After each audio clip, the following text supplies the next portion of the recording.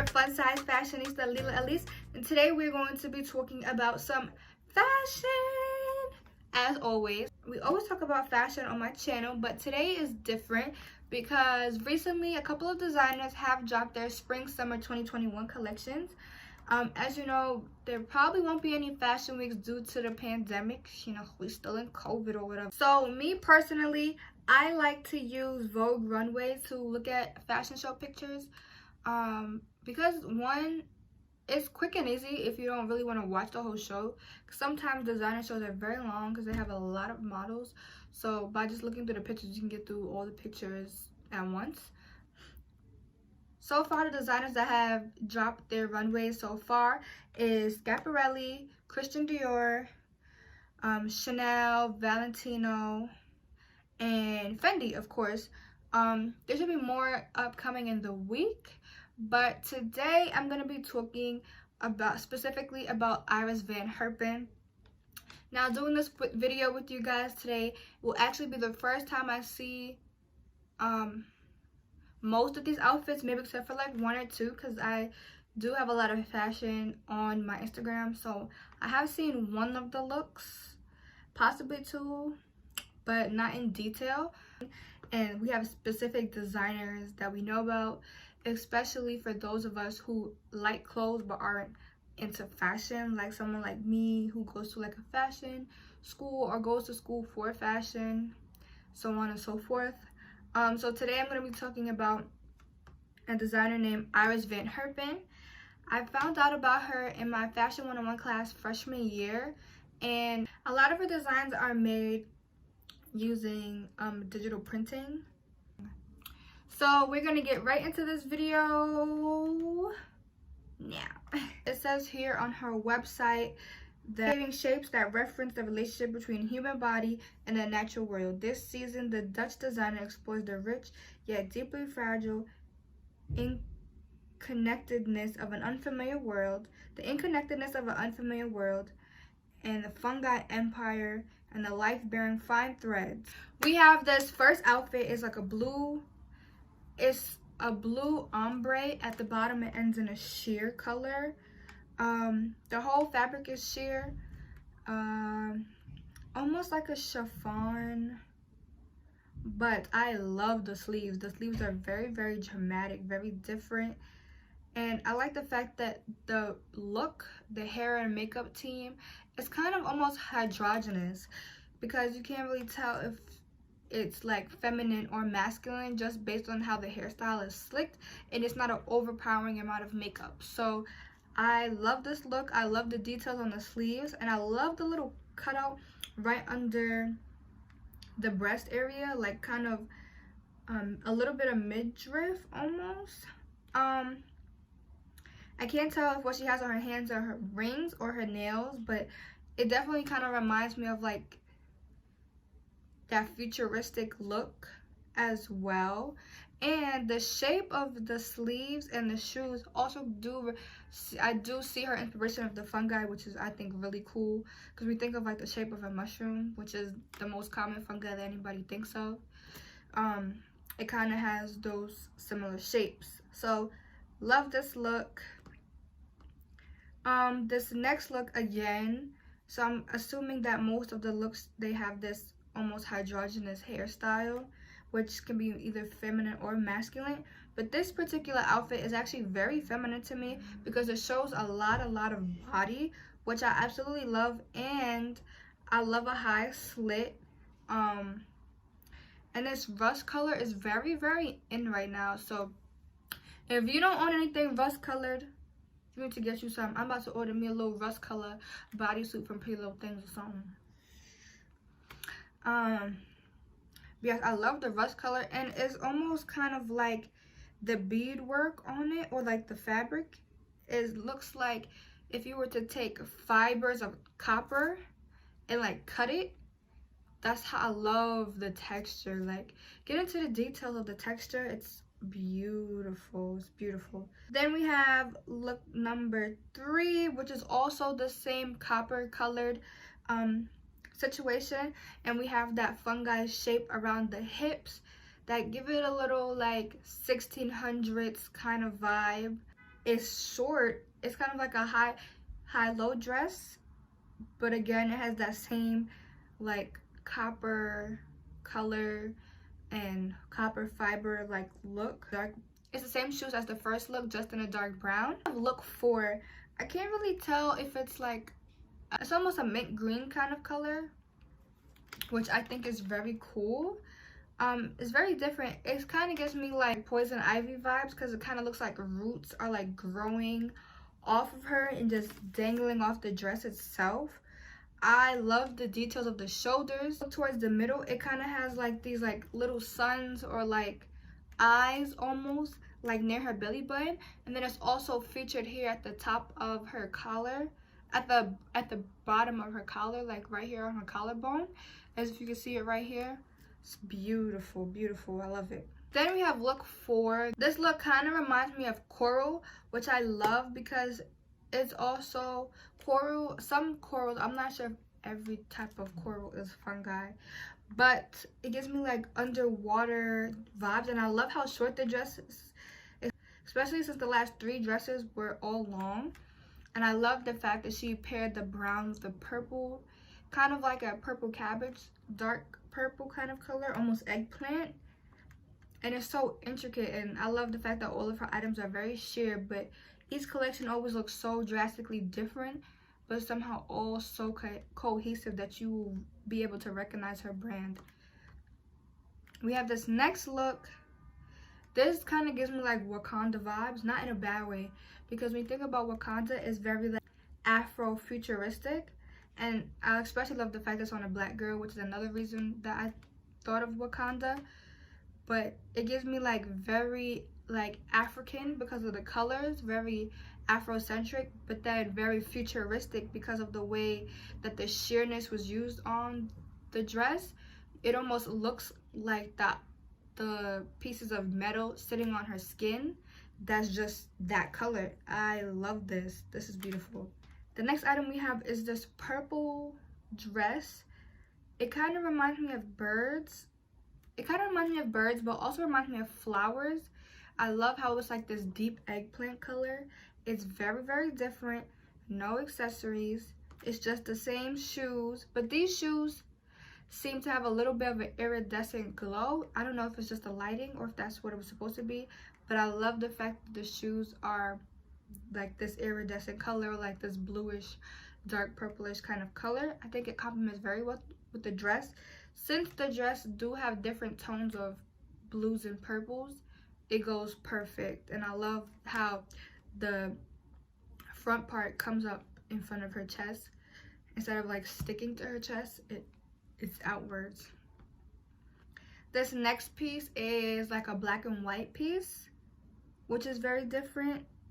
All the shoes are the same in this runway, it seems. And the fact that it's a short dress. I love short dresses between mini and midi dresses. I'm not a huge fan of long dresses because I'm short, but I love, love, love this look. And again, with the hydrogenous makeup and hair.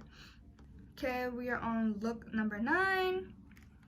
This look is the same concept as the starter of the show, except it's more of an asymmetrical cut on the legs, and it's one shoulder that gives like this big grand puff shoulder.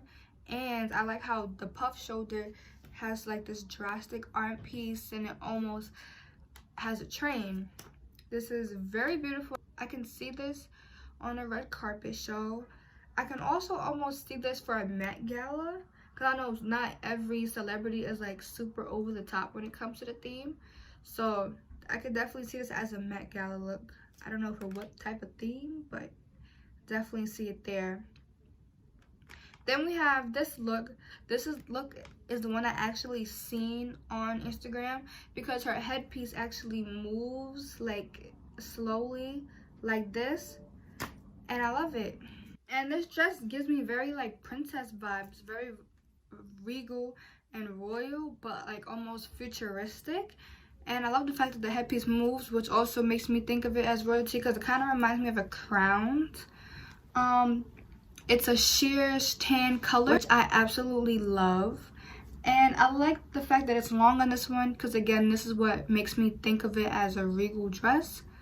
Dress number 2 is kind of like a firebird almost. Mixture of these purples and oranges. And I love how it's like a slit down the middle, give a little bit of a cleavage, make a woman feel sexy. And then we have a little bit of ruffles at the bottom. Then we have this black look. If you know me, my go-to for going out is all black with like maybe like a little hint of color depending on how I feel. But most of the time I wear all black because it's always the easiest to pick out.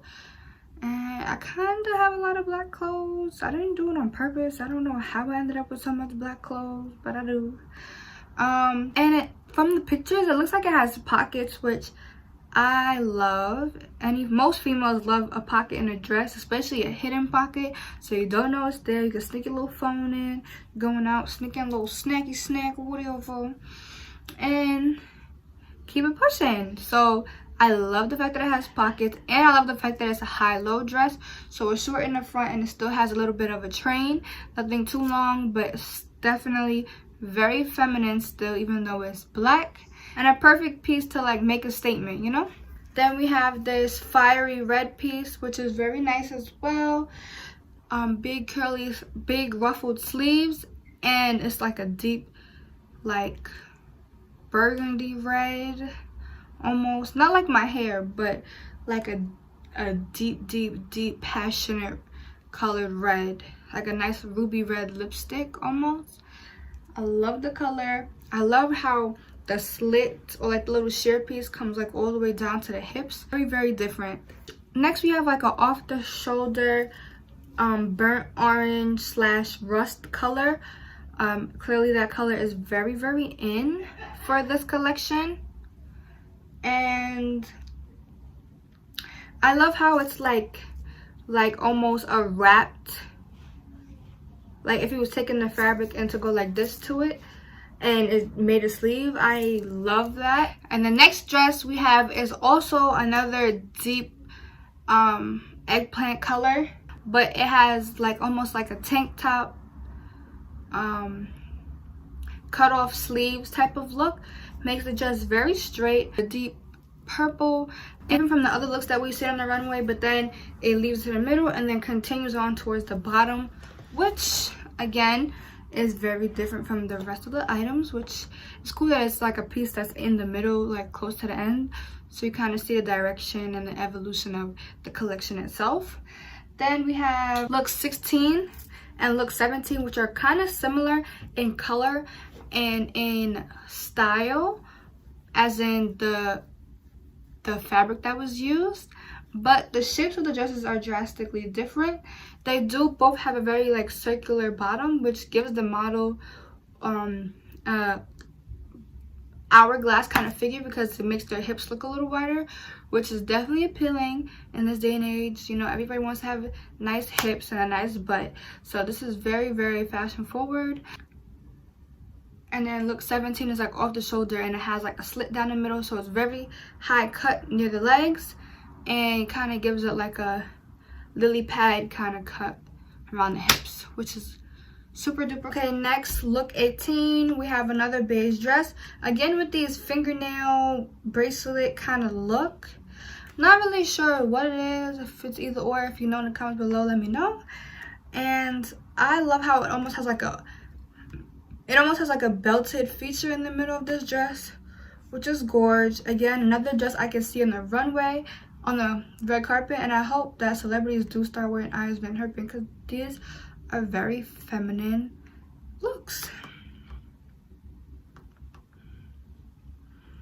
Look 19 is a silvery kind of thing. It almost reminds me of a butterfly on the top, almost a sweetheart neckline. And it has a train, same beige shoes, and the hair is pulled back, again almost androgynous because you can't really tell if she's male or female, but the looks are very feminine, so it actually kind of cleans the model away and gives them more attention on the dress, which I love about her clothes. And it's more about the dress than the whole getup of the hair, the makeup, and all the accessories. The dress speaks for itself. The second to last dress we have here is It kind of reminds me of a jellyfish, but at the same time it gives me like